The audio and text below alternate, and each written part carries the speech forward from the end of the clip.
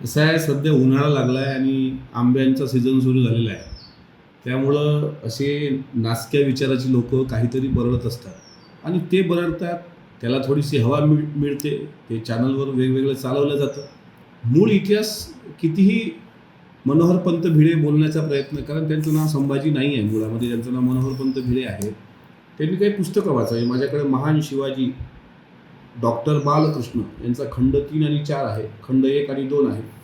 Sir Jadunath सरकार, रियासतकार Sardesai, doctor Balkrishna, वासी बेंद्रे या सर्व इतिहास संशोधकांनी छत्रपती शिवाजी महाराजांचं स्वराज्य हे हिंदवी स्वराज्य होतं असं म्हटलेलं आहे. आणि हिंदवी स्वराज्य म्हणजे 18 पगड जाती आणि 12 बलुतेदारांचं स्वराज्य. त्यामध्ये हिरोजी फर्जंद दिसतात, तुम्हाला मदारी मेहतर दिसतो, त्यामध्ये तुम्हाला सिद्दी हिलाल दिसतो. कॉमस्कोर नुसार आता isakal.com आहे देशातील नंबर 1 ची मराठी न्यूज वेबसाईट. प्रत्येक अपडेटसाठी isakal.com ला नक्की भेट द्या. त्यामध्ये सरनौबत नूर खान बेग दिसतो.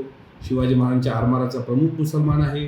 शिवाजीराजांचा पारसी पत्रव्यवहार सांभाळणारे काझी हैदर हे मुसलमान होते. अशी अनेक मुस्लिम सैनिकांची यादी आहे. ते मुस्लिमही होते, कोळी होते, तात्कालीन महार जमाती त्यामध्ये शिवरायांसोबत खांद्याला खांदा लावून लढल्या.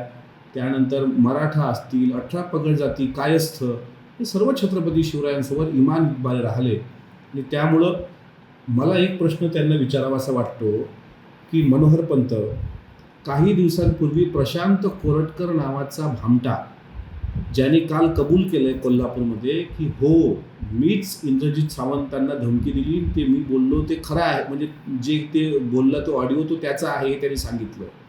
किंवा राहुल सोलापूरकर हे तुमचे जावई लागतात, त्याच्यावर तुम्ही एक शब्दही उच्चारला नाही. आणि अशा प्रकारे मराठा बहुजन समाजाच्या मुलांना वेठीस धरून तुम्ही तुमचं पाप लपवण्याचा प्रयत्न करताय. मनोहरपंत भिडे यांना जर शिवाजी महाराजांबद्दल खरीच आस्था असती तर त्यांनी प्रशांत कोरटकरवर एक तरी शब्द त्या ठिकाणी उच्चार काढला असता.